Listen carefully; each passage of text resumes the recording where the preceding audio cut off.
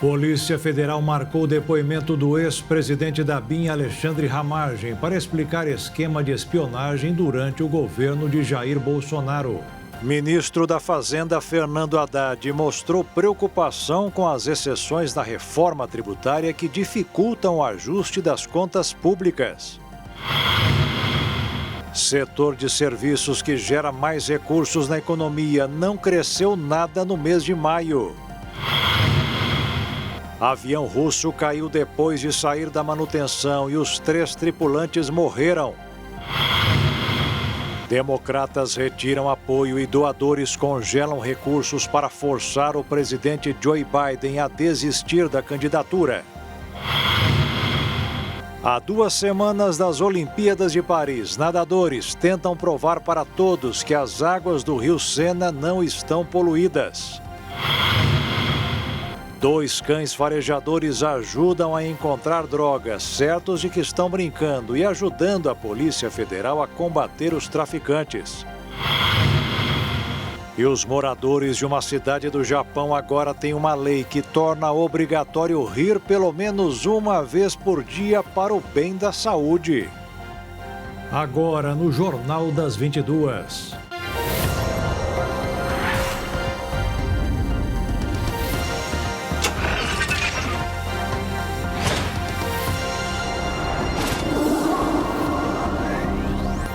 Olá, boa noite. A Polícia Federal marcou para a próxima quarta-feira o depoimento do deputado federal Alexandre Ramagem, do PL do Rio de Janeiro. O objetivo será esclarecer denúncias da existência de um esquema ilegal de espionagem quando ele comandou a Agência Brasileira de Inteligência durante o governo de Jair Bolsonaro, inclusive para favorecer um filho do ex-presidente. Hoje, ele negou as acusações. A manifestação do ex-diretor da Agência Brasileira de Inteligência, atualmente deputado federal pelo estado do Rio de Janeiro, Alexandre Ramagem, ocorreu um dia após a Polícia Federal deflagrar a Operação Última Milha, que investiga a criação de uma suposta ABIN paralela para poder, de maneira ilegal, espionar autoridades e também desafetos políticos, além de tentar ali intervir em investigações em andamento contra aliados do ex-presidente. Então, em uma postagem nas redes sociais, Ramagem chamou a investigação da PF de ilações e rasas conjecturas e disse que o sistema que teria sido utilizado para o monitoramento ilegal também é usado por outras 30 instituições. Abre aspas, a aquisição foi regular, com parecer da AGU, e nossa gestão foi a única a fazer os controles devidos, exonerando os servidores e encaminhando possível desvio de uso para a corregedoria. A PF quer, mas não há como vincular o uso da ferramenta pela Direção-Geral da ABIN, fecha aspas. Ramagem também diz que as autoridades judiciais e legislativas não foram monitoradas, abre aspas, não se encontram no software ou interceptação alguma. Estão em conversas de WhatsApp, informações alheias, impressões pessoais de outros investigados, mas nunca em relatório oficial contrário à legalidade, fecha aspas. Ao mesmo tempo, aumenta então no entorno do ex-diretor ali da ABIN uma preocupação em relação justamente a um áudio que a Polícia Federal tem em mãos, esse áudio de uma reunião que contou com a presença de Ramagem, também do ex-presidente Jair Bolsonaro, do general Augusto Heleno e da advogada do senador Flávio Bolsonaro, filho do ex-presidente da República. E segundo, então, as investigações da Polícia Federal, nesse encontro, Ramagem teria discutido uma estratégia para anular um processo contra o filho de Bolsonaro e perseguir auditores da Receita que atuaram no caso. O deputado federal, no entanto, nega também esta acusação, a existência desse áudio. Por exemplo, nas palavras dele, então, ele negou haver interferência ou influência em processo vinculado ao senador Flávio Bolsonaro. E segundo também o ex-diretor da ABIN, a demanda se resolveu exclusivamente em instância judicial. A Agência Brasileira de Promoção de Exportações e Investimentos, Apex Brasil, investigou o general Mauro Lorena Cid por desvios de conduta. Os crimes teriam ocorrido durante a gestão do general no escritório da Apex, em Miami, nos Estados Unidos. Segundo a agência, um relatório já foi enviado à Justiça. A apuração tem relação com o caso das joias. Cid teria atuado como suporte para negociar os presentes vendidos por assessores do ex-presidente Bolsonaro. O general ainda fez uso do celular corporativo para tirar fotos dos objetos. Lorena Cid exerceu sua função em Miami até o fim do governo Bolsonaro. As plataformas de apostas online, conhecida como bets, terão que identificar e fazer a avaliação de risco dos apostadores, além de comunicar transações financeiras suspeitas ao COAF, Controle de Atividades Financeiras. Portaria foi publicada no Diário Oficial da União. Segundo a determinação, as plataformas devem traçar matrizes de risco para apostadores, agentes operadores e funcionários dos sites. São exigidas avaliações sobre os impactos financeiros, jurídicos, reputacionais e socioambientais que envolvam as apostas. Todas as informações exigidas pelo governo brasileiro e documentadas pela BITS devem ser preservadas pelas próprias empresas de aposta por no mínimo 5 anos. As BITS têm a obrigação de avaliar a compatibilidade entre a capacidade econômico-financeira do apostador e das operações a ele associadas. Traçar a condição do apostador ou usuário da plataforma como pessoa exposta politicamente, familiar até o 2º grau, representante nos termos da norma do controle de atividades financeiras e a obtenção das informações do apostador ou usuário da plataforma necessárias à composição do conjunto mínimo de dados cadastrais, conforme definido nas normas da Secretaria de Prêmios e Apostas. As BITS terão que fazer verificação periódica e monitoramento da conformidade das instituições de pagamento e instituições financeiras, com as quais mantenham relacionamento em relação à autorização do Banco Central do Brasil para o seu funcionamento. As BITS também deverão enviar um relatório anual sobre suas práticas de segurança ao Ministério da Fazenda. As regras entram em vigor em 1º de janeiro de 2025. A população em situação de rua tem aumentado na cidade de São Paulo. Um levantamento apontou que mais de 80 mil pessoas estão nessa condição. No mês passado, a cidade de São Paulo atingiu o total de 80.369 pessoas vivendo em situação de rua. Segundo o levantamento conjunto do Observatório Brasileiro de Políticas Públicas com a População em Situação de Rua, da Universidade Federal de Minas Gerais, o número de moradores de rua aumentou em 24% em relação a dezembro do ano passado. Na época, o levantamento contabilizava o total de 64.818 pessoas nessa situação pelas ruas da capital paulista. Os números são extraídos do Cadastro Único, que é a base de dados do governo federal, atualizados pela Prefeitura através dos Centros de Referência em Assistência Social. Segundo os dados, o estado de São Paulo soma o total de cerca de 126 mil moradores em situação de rua, nos 645 municípios.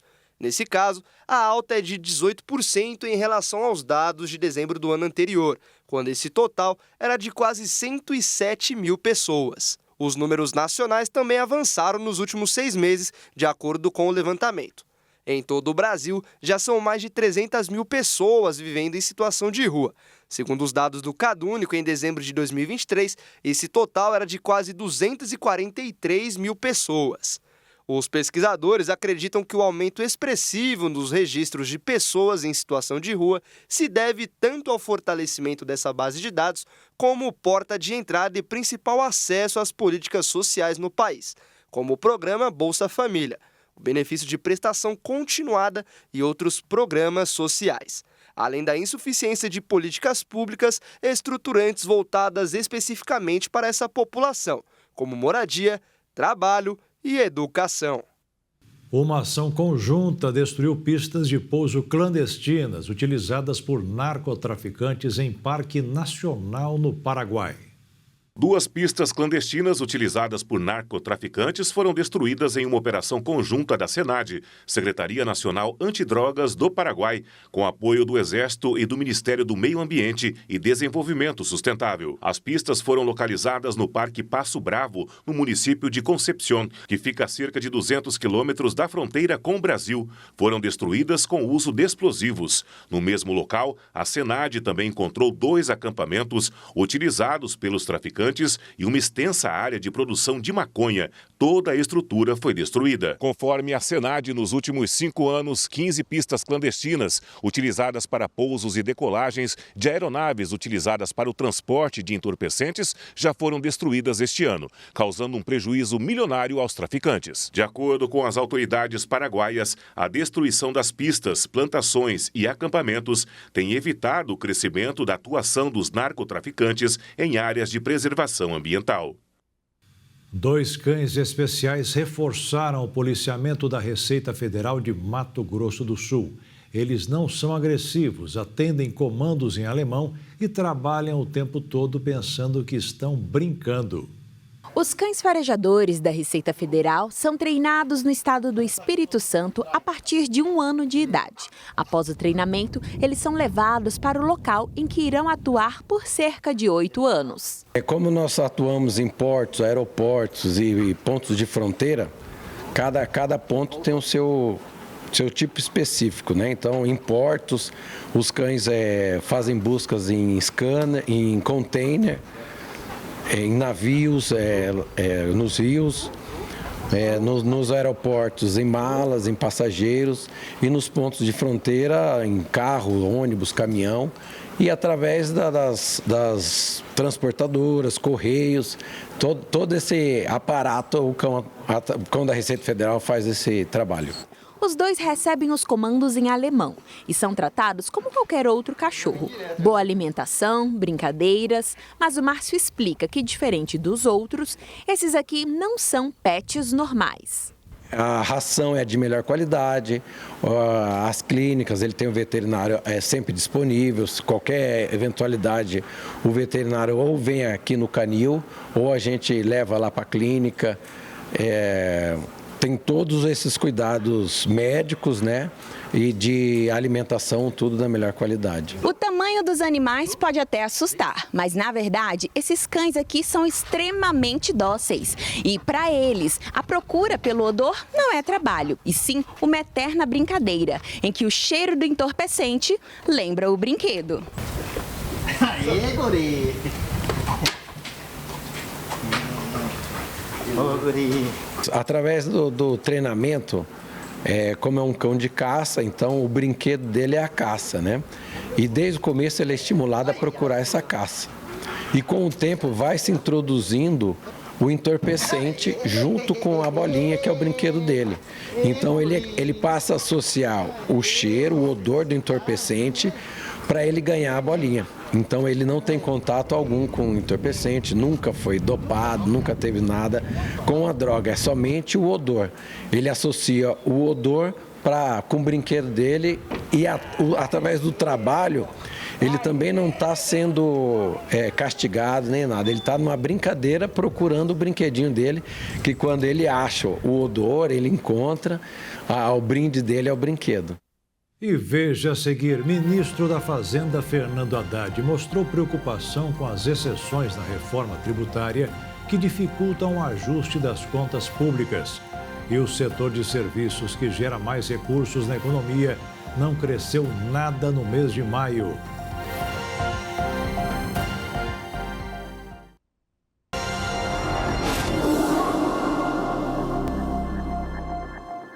A reforma tributária aprovada na Câmara acrescentou outro problema matemático para a equipe econômica. Com tantas exceções incluídas no texto, vai ser difícil manter o teto do novo imposto em 26,5%. Hoje, em São Paulo, o ministro da Fazenda reiterou a preocupação. Integrantes do Ministério da Fazenda e o Senado já negociam meios para garantir a efetividade do dispositivo incluído na regulamentação da reforma tributária do consumo para limitar em 26,5% a alíquota padrão. No entanto, a calculadora criada pelo Banco Mundial para tentar simular o efeito de cada mudança em relação ao projeto original do governo indica que somente a inclusão de carnes bovinas, suínas e de aves, assim como de queijos e sal, a alíquota poderá chegar em 27,1%, tornando o Brasil o país com maior imposto sobre valor agregado do mundo, superando a Hungria. A versão aprovada pelos deputados prevê apenas que, em caso de estouro do teto, o governo envie um projeto de lei complementar para revisar a lista de exceções, mas não impõe nenhum tipo de sanção caso o texto não seja aprovado, o que abre espaço para que a regra não seja cumprida na prática. Além disso, esse mecanismo não estava inicialmente no radar do governo e da cúpula do Congresso, mas foi uma saída política para incluir as proteínas na cesta básica com alíquota zero. A desoneração das carnes vem enfrentando resistência porque, em tese, provocaria uma elevação de 0,53 ponto percentual na alíquota padrão, estimada em 26,5%, sem considerar as exceções. Toda exceção, de certa maneira, acaba prejudicando a reforma tributária. Todas as exceções. Por quê? Porque a alíquota padrão vai subindo. Nós temos 3 formas de diminuir a alíquota padrão da reforma tributária. Tem 3 formas de diminuir. Uma é não ter exceção. Aí a alíquota padrão seria de 21%. A segunda é de combater a sonegação, digitalizando o sistema, tornando mais transparente, fazendo um IVA não cumulativo para que um setor dependa do outro, encadeie as notas fiscais, eletrônicas, imunes à fraude e tudo mais.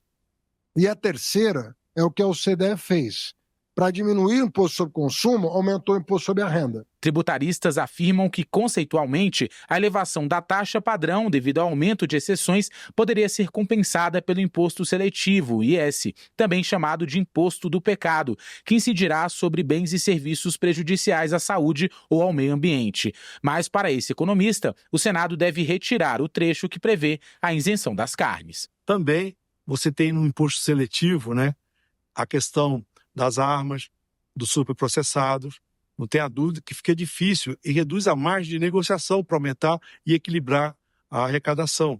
E também na questão do desconto padrão, foram incluídos setores outros também que terão direito a esse desconto padrão. Tudo isso somado produz uma redução na arrecadação. Talvez comprometa essa alíquota de 26,5% que foi proposto pelo Poder Executivo. As exceções também devem impactar a tramitação do texto no Senado. O relator da matéria na Casa, senador Eduardo Braga, tem dito a parlamentares próximos que pretende fazer alterações no texto aprovado na última quarta-feira na Câmara dos Deputados. Ele também já admitiu publicamente que pretende fazer uma série de audiências públicas na Comissão de Constituição e Justiça, onde o projeto começará a tramitar a partir de agosto, quando será estabelecido um cronograma. Também não está descartada a possibilidade da votação da matéria ficar apenas para o ano que vem. Em contrapartida, interlocutores da equipe econômica já entraram em contato com senadores para estabelecer um programa que estabeleça responsabilidades de um cronograma de ações. O primeiro mecanismo seria um comando para que o governo reduza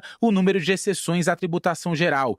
Em seguida, viriam outras providências, como cortar as excepcionalidades de forma linear e a elevação da tributação sobre a renda para compensar o tributo sobre consumo, ou ainda uma combinação dessas medidas. Os detalhes ainda estão sendo trabalhados. Outro assunto que mereceu destaque hoje do ministro Fernando Haddad foi a dívida de 765 bilhões de reais dos estados. Ele disse que a proposta apresentada pelo presidente do Senado, Rodrigo Pacheco, precisa ser renegociada. A sugestão foi a de que, cumpridos alguns requisitos, os estados deixem de pagar juros reais sobre o valor devido. O ministro da Fazenda afirmou que entende a necessidade de ajustes, mas que as contas da União não podem ser prejudicadas. Segundo Fernando Haddad, você não pode cobrir a cabeça e descobrir os pés. E o imposto do pecado poderá fazer bem para o caixa do governo e a saúde das pessoas. Segundo estudos feitos na Universidade de São Paulo e na Unicamp, o reflexo da maior taxação das bebidas açucaradas reduzirá as doenças e, consequentemente, a fila nos hospitais.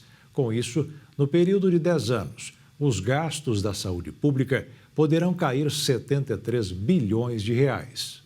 Alguns hábitos podem ficar mais caros com a reforma tributária, como, por exemplo, o consumo de bebidas açucaradas. O objetivo é cobrar o imposto extra sobre produtos que podem fazer mal à saúde. Dentre os vários itens da lista do tributo seletivo, batizado de imposto do pecado, estão os refrigerantes, os famosos achocolatados, energéticos, sucos industrializados, isotônicos, entre outras bebidas com teor elevado de açúcar. Com a taxação mais alta desses itens, poderia haver uma desestimulação quanto ao consumo desses produtos e, com isso, também uma redução dos custos com a saúde pública a longo prazo. De acordo com uma pesquisa recente da Universidade de São Paulo, USP, e a Universidade Estadual de Campinas, Unicamp, os custos com a saúde pública ficariam cerca de 73 bilhões menores em 10 anos. A pesquisa simulou qual seria a redução de calorias consumidas após o aumento de 20% e 30% nos impostos. E com isso afetaria o peso e a saúde de mais de 37 mil adultos acima de 20 anos. Sobre a metodologia, foi utilizado um modelo que traduziu as reduções calóricas em reduções de obesidade. A estimativa foi de uma diminuição de 6,3% quanto à obesidade. A análise demonstrou que os resultados obtidos na pesquisa trazem aspectos importantes a serem considerados no texto final da proposta, como o impacto na obesidade da população. Esta foi a primeira pesquisa a focar no impacto da política fiscal sobre medidas explícitas de obesidade no Brasil. O setor de serviços do país, responsável por 70% dos empregos, não cresceu nada no mês de maio. Depois de 2 meses de alta, o volume de recursos negociados foi exatamente igual a abril. E poderia ser pior, porque os especialistas do mercado achavam que o número seria negativo. Mas, segundo o Instituto Brasileiro de Geografia e Estatística, os serviços para as famílias, incluindo restaurantes, equilibraram os negócios. O que puxou o resultado para baixo foi o de transportes, com destaque para as vendas de passagens de avião que caíram no mês. A pior situação em consequência da tragédia das chuvas foi no Rio Grande do Sul, onde houve uma baixa de mais de 14% nos negócios. De janeiro a maio, o setor de serviços acumulou uma alta de 2% e nos últimos 12 meses de 1,3%. E como mostrou o balanço do IBGE, o serviço às famílias, o que inclui comer fora de casa, foi o que salvou o setor em maio. Mesmo com as dificuldades de ir a um restaurante ou utilizar o ticket de alimentação, que é um benefício do trabalhador.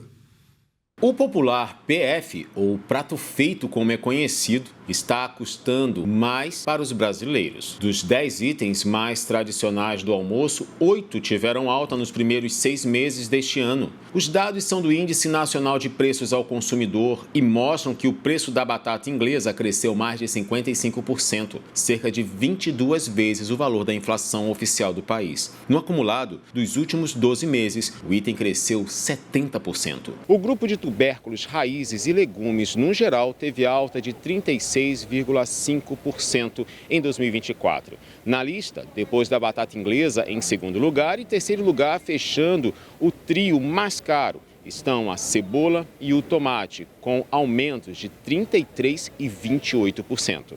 O arroz e feijão, a dupla mais presente nos pratos da população, demonstrou um equilíbrio. Isso porque o arroz subiu 11% de preço, enquanto o feijão ficou cerca de 6% mais barato. No setor de carnes, o saldo foi positivo. No ano, o grupo recuou 2,89%, especificamente a alcatra, que caiu quase 4%. Para quem precisa ou gosta de comer fora de casa, teve que gastar 3% a mais neste ano. No acumulado dos últimos 12 meses, esse valor chega a quase 5%. Para tentar conter os gastos com a alimentação, uma alternativa muito usada pelos brasileiros é o Vale Alimentação. Segundo pesquisas da Ticket, empresa do ramo, o Vale representa uma espécie de caderneta de poupança, cobrindo despesas extras para 25% da população. Os entrevistados do estudo afirmaram que o custo com a alimentação é o que mais pesa no orçamento mensal. Em segundo lugar, vêm as contas básicas como luz, água e telefone e, em terceiro lugar, gastos com moradia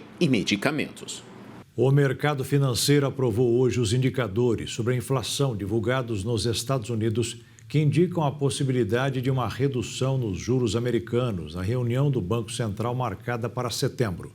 Por isso, o dólar caiu 0,2% e terminou a semana cotada em R$ 5,43 na venda.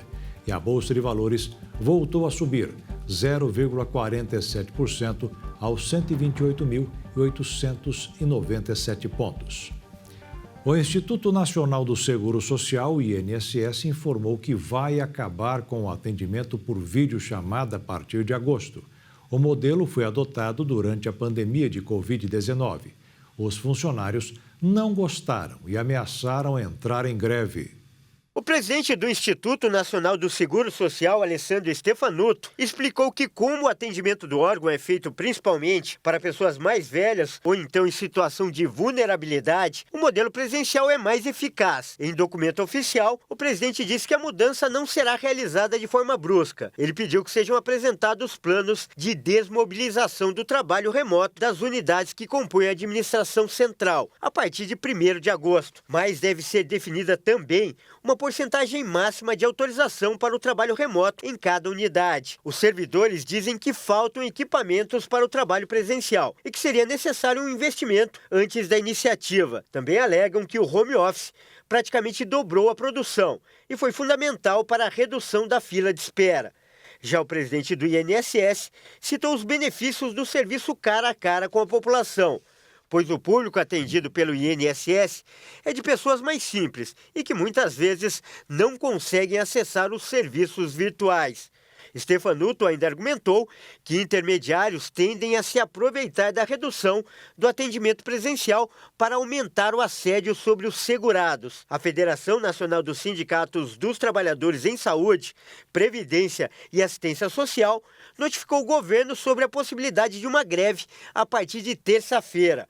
A paralisação vai abarcar tanto os trabalhadores que atuam de forma presencial nas cerca de 1.600 agências, quanto aqueles que estão em home office. A paralisação pode prejudicar serviços como a concessão de aposentadorias e as análises de auxílio-doença, além de afetar o plano de reduzir a fila de espera do INSS para 30 dias até o fim do ano.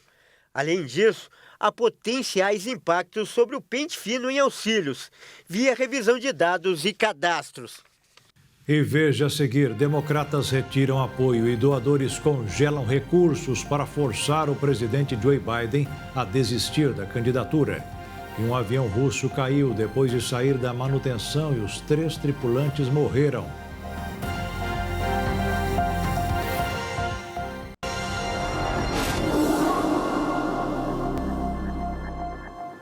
A cidade de São Paulo recebeu nesta sexta-feira mais de 124 mil doses da vacina contra a dengue.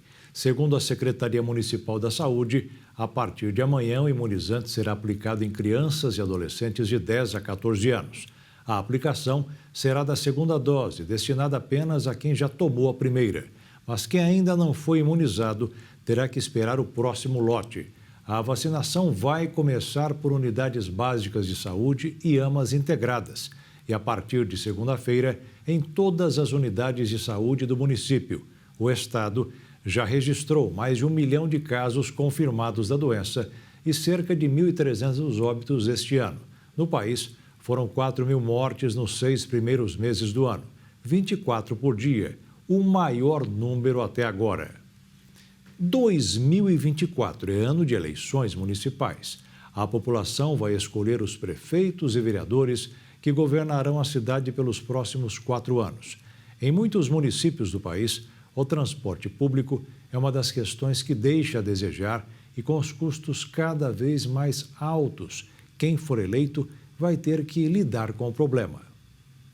O subsídio ao transporte público atinge 12 bilhões de reais por ano e desafia os futuros prefeitos. Hoje, 237 municípios aplicam subvenções aos sistemas de ônibus. Governo e Congresso discutem novo marco legal para o setor. Entre 1995 e 2019, o transporte coletivo nas 9 principais capitais brasileiras perdeu 45% de seus passageiros por ônibus com a pandemia. A demanda se recuperou, mas ainda está 15% abaixo do patamar pré-pandemia. Enquanto isso, um marco legal da mobilidade urbana está em discussão no Senado. O projeto de lei, de número 3.278, foi apresentado em 2021 pelo então senador Antônio Anastasia de Minas Gerais, hoje ministro do Tribunal de Contas da União. O texto foi apresentado pelo relator Veneziano Vital do Rego, do Movimento Democrático Brasileiro da Paraíba. A ideia é votar o projeto no segundo semestre de 2024 no Senado, embora os trabalhos legislativos estejam mais lentos por causa das eleições municipais em outubro. Os serviços de transporte público são de titularidade municipal, no caso dos ônibus, no estadual os trens e metrôs, mas uma legislação nacional criaria um marco jurídico do que pode ou não ser aplicado pelos prefeitos e governadores. Pelo projeto, o poder concedente dos serviços de transporte coletivo poderá constituir um fundo de estabilização para receber os recursos provenientes da cobrança de receitas alternativas, como o pedágio urbano e a cobrança de tributos ou tarifas de plataformas tecnológicas que fazem a intermediação do transporte individual. O substitutivo do projeto abre caminho para a cobrança de contribuição de melhoria decorrente de valorização imobiliária privada ocorrida em razão de investimentos públicos em mobilidade urbana. Na prática, se uma nova linha de metrô for construída, imóveis nas proximidades das estações muito provavelmente serão valorizados. Com o marco legal, abre-se espaço para que o poder público ajuste o imposto sobre a propriedade predial e territorial urbana, ou introduza alguma contribuição para capturar essa valorização e dotar o sistema de mais recursos. Esses recursos precisariam ir um fundo para bancar os novos investimentos em mobilidade. O projeto exige licitação para os serviços de transporte coletivo de passageiros e veda contratos de natureza precária, como ocorre hoje em inúmeras prefeituras. Com isso, surgem também exigências de controle e metas de qualidade para a prestação dos serviços. Quem não seguir a previsão legal deixaria de ter acesso a recursos federais, além de ficar sujeito a contestações do Ministério Público e da Justiça. E durante um julgamento na cidade de Diadema, na Grande São Paulo, aconteceu um caso inusitado. Como um advogado interrompia a sessão à sua cliente, a juíza decidiu expulsar o defensor do tribunal. Mas ele tentou dar a volta por cima e mandou que ela, a juíza, saísse do local. A juíza foi interrompida pelo advogado enquanto colhia o depoimento da cliente dele.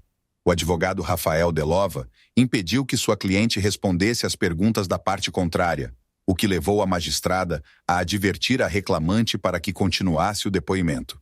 Rafael Delova insistiu que interromperia novamente caso a audiência prosseguisse da mesma forma. Diante dessa situação, a juíza decidiu encerrar a sessão e adiar os depoimentos. Nesta hora, o advogado deu voz de prisão à juíza do caso por abuso de poder. Voz de prisão, abuso de autoridade. Não vai gritar comigo a audiência. Não vai.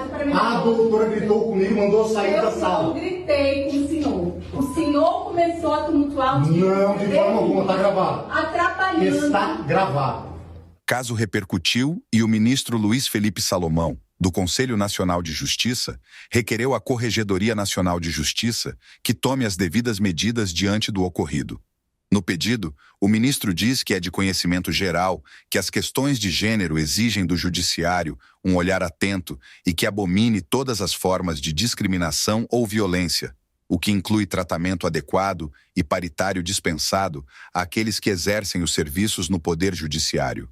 Em nota, a Ordem dos Advogados do Brasil de São Paulo informou que apura toda e qualquer infração que chegue a seu conhecimento por intermédio de representação ou diante de fato divulgado em canais de comunicação, por força do artigo 72, parágrafo 2, da Lei Federal 8.906 de 1994, os processos são sigilosos e não permitem qualquer divulgação de providências eventualmente adotadas, nem mesmo acerca de sua instauração, sendo que o sigilo vigora até que haja decisão condenatória irrecorrível que tenha penalizado o advogado com suspensão ou exclusão dos quadros da Ordem dos Advogados do Brasil. Doadores democratas congelam envio de 90 milhões de dólares para pressionar o presidente dos Estados Unidos, Joe Biden, a desistir da corrida eleitoral devido a preocupações com sua idade e capacidade de derrotar o ex-presidente Donald Trump em novembro. Um dos maiores doadores à campanha do Partido Democrata, o Comitê de Ação Política Future Forward, anunciou que congelou o envio de 90 milhões de dólares, cerca de 491 milhões de reais, enquanto Joe Biden permanecer na corrida eleitoral que ele deve disputar contra o ex-presidente Donald Trump em novembro. A notícia foi divulgada nesta sexta pelo jornal americano The New York Times, que conversou com pessoas informadas sobre o tema. O congelamento dos fundos vem justo no momento em que Biden esperava virar a página da crise dentro do Partido Democrata, usando uma coletiva de imprensa de quase 1 hora após a cúpula da Organização do Tratado do Atlântico Norte, a OTAN, na noite de ontem, na qual cometeu algumas gafes. A primeira chamando o presidente da Ucrânia, Volodymyr Zelensky, pelo nome de seu rival russo, Vladimir Putin, e também chamou sua vice, Kamala Harris, pelo nome de seu adversário, Donald Trump. Segundo o levantamento do Times, já se manifestaram contra o presidente 18 dos 123 membros do partido na Câmara, um dos 47 senadores democratas e, por enquanto,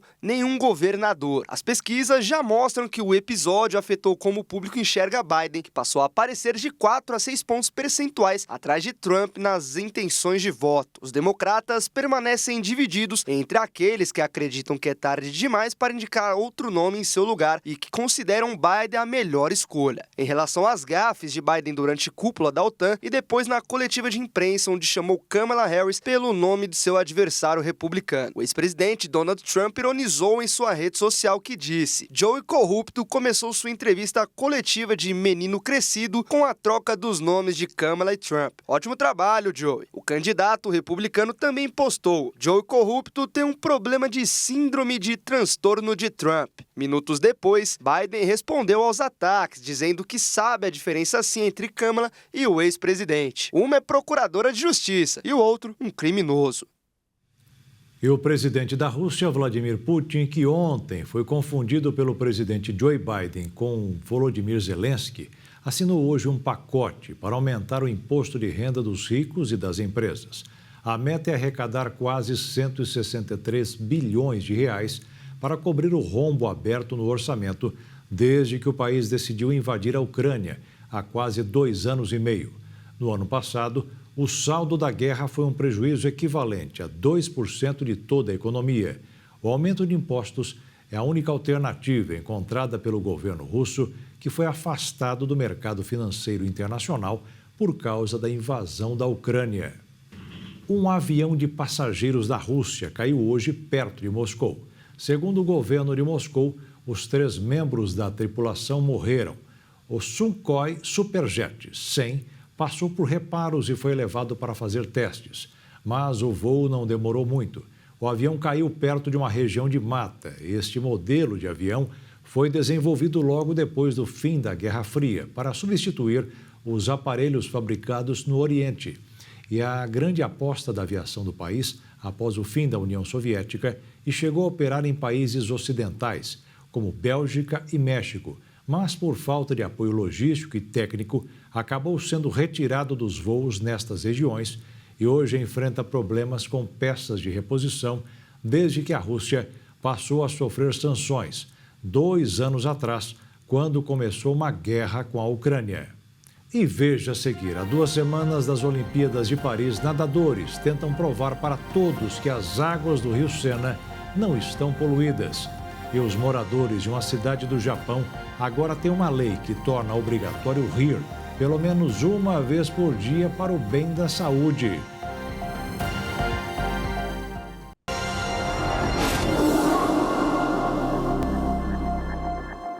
As queimadas no Brasil mais do que dobraram no primeiro semestre deste ano. Segundo o relatório divulgado hoje pelo MapBiomas, o fogo destruiu uma área equivalente a quase 4,5 milhões de hectares. É o tamanho de um país como a Suíça ou a Holanda. Um novo levantamento divulgado pelo MapBiomas apontou que só nesses primeiros 6 meses de 2024, cerca de 4,48 milhões de hectares foram atingidos pelas chamas. o que representa um crescimento de 119% em relação ao mesmo período de 2023. Segundo o monitoramento, 66% dessas áreas atingidas pelas queimadas foram registradas na Amazônia. O bioma viu 2,97 milhões de hectares serem destruídos pelo fogo. Outros biomas que também apresentaram piora foram o Cerrado e o Pantanal. Os dados divulgados pelo Monitor do Fogo do MAP Biomas revelaram também que os estados que mais sofreram com as queimadas, sendo estes Roraima, Pará e o Mato Grosso do Sul. Juntos, esses 3 estados representaram 67% das áreas afetadas. Uma pesquisa recente apontou que 97% dos brasileiros percebem mudanças climáticas no dia a dia. O levantamento foi realizado com 2.457 pessoas em 130 municípios pelo Brasil. No mundo inteiro, a população está percebendo que o clima mudou para pior, o que é reforçado pela ocorrência de fenômenos extremos. A crise do clima atual é provocada pelos gases de efeito estufa emitidos pelas atividades humanas, principalmente a queima de combustíveis fósseis e o desmatamento que aquecem o planeta. Em 2021, uma análise de quase 90 mil artigos científicos mostrou que mais de 99,9% dos pesquisadores do mundo concordam sobre essas causas e efeitos. Os altos índices gerais de reconhecimento da mudança do clima podem estar relacionados ao aumento da intensidade, frequência e exposição a eventos climáticos extremos. A pesquisa perguntou se nas últimas semanas o lugar onde o entrevistado mora passou por diferentes tipos de fenômenos desta natureza, e 77% disseram que sim.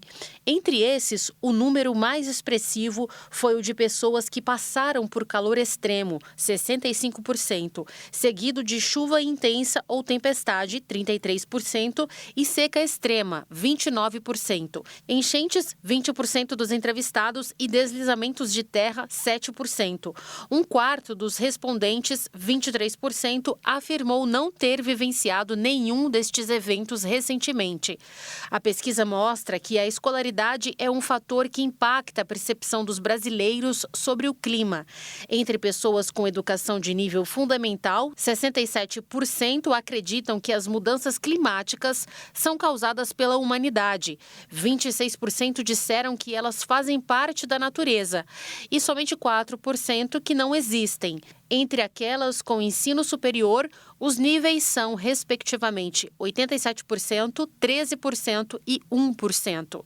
Já entre aqueles com 60 anos ou mais, o patamar de descrença está acima da média nacional, com mais de um terço, 36%, concordando com a afirmação de que os cientistas e ambientalistas exageram ao tratar dos impactos da crise do clima. Cruzando os dados da pesquisa, é possível notar ainda que aqueles que relatam não terem vivenciado um evento climático extremo no local onde moram são mais propensos a duvidar do parecer científico sobre os impactos do aquecimento global. Neste grupo, 36% das pessoas acham que os especialistas exageram, 61% acham que não e 3% não souberam responder. A ONU premiou o serviço público que auxilia a comunicação de pessoas surdas na cidade de São Paulo. A Central de Intermediação de Libras da capital, que já recebeu 70 mil chamadas, ficou entre os 5 projetos inovadores em iniciativas públicas do mundo. Congratulations, Salvador City Hall for Marines in Construction, Brazil.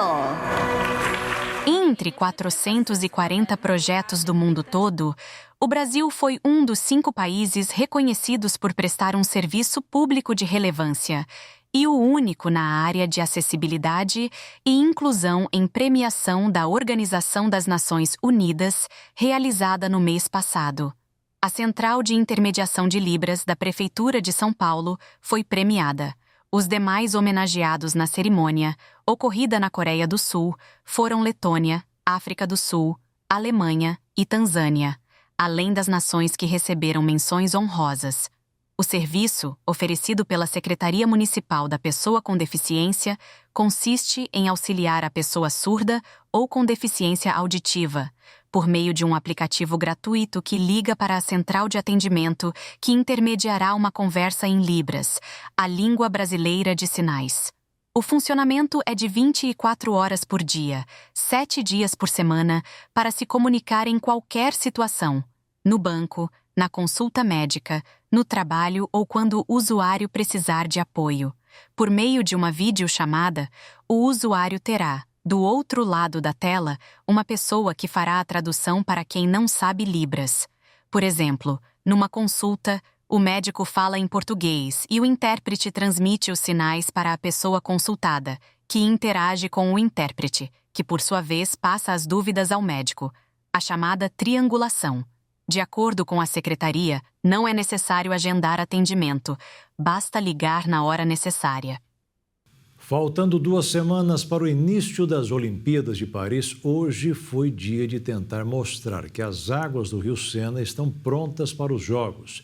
É bom lembrar que faz um século que os moradores de Paris estavam proibidos de nadar no local. Estavam. A qualidade da água do Sena estava dentro dos parâmetros para nado na maioria dos últimos 12 dias. A Prefeitura de Paris fez o comunicado nesta sexta-feira, a menos de 3 semanas das Olimpíadas. Segundo o programa olímpico, o Rio Sena deve receber a cerimônia de abertura dos Jogos em 26 de julho, além das provas de triatlo nos dias 30 e 31 de julho e 5 de agosto, da natação em águas abertas nos dias 8 e 9 de agosto e, finalmente, as provas de paratriatlo no começo de setembro. Desde o início de junho, a Prefeitura publica às sextas-feiras os resultados das análises da água. Na semana passada, o Rio registrou pela primeira vez seus indicadores aptos para o nado por vários dias seguidos. As autoridades estão preocupadas com a possibilidade de chuvas intensas nos próximos dias. O plano B seria adiar a data das competições e, em último caso, transferir a prova da natação em águas abertas.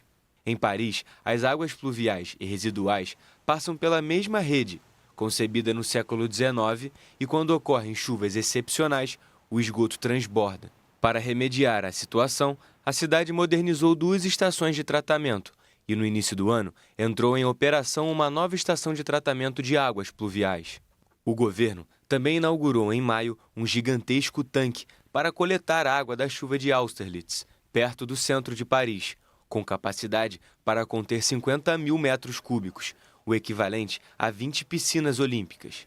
As autoridades francesas gastaram 1 bilhão e 400 milhões de dólares, mais de 7 bilhões e meio de reais para sanear o rio, onde os parisienses estão proibidos de nadar há um século, devido à navegação fluvial e à poluição.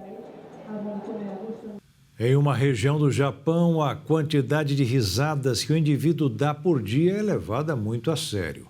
Este mês, a cidade de Yamagata, localizada no norte do país, aprovou uma nova lei em que os cidadãos precisam rir pelo menos uma vez por dia.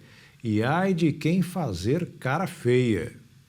A ideia de criar uma lei veio depois de um estudo feito pela revista científica Journal of Epidemiology e publicado em 2019. Os pesquisadores japoneses descobriram que aqueles que riam pelo menos uma vez por semana tinham menos probabilidade de desenvolver problemas cardiovasculares do que aqueles que davam risada menos de uma vez por mês. A pesquisa envolveu 17.152 pessoas com a média de 40 anos de idade. Os participantes precisaram preencher um questionário registrando a frequência com que riam e sua saúde foi monitorada ao longo de vários anos. Ficou definido que rir alto equivalia a uma risada, diferente de rir silenciosamente e sorrir. Desta forma, os legisladores da cidade também escolheram o 8º dia do mês, como o dia para os moradores promoverem a saúde por meio do riso e pediram aos dirigentes de pequenas ou grandes empresas que desenvolvam um ambiente de trabalho repleto de risos. Segundo a autora da lei, Kaori Ito, a portaria não força as pessoas a rir. Ela também enfatiza o respeito pela decisão pessoal de um indivíduo. Mas esta ação não é a única no país. A província de Hokkaido declarou o dia 8 de agosto, o dia do riso, pois em japonês soa como ha-ha. Já a Prefeitura de Osaka implementou alguns programas para promover a saúde por meio do riso. E o Jornal das 22 termina aqui. Uma boa noite para você. Aproveite bem o final de semana e fique na paz.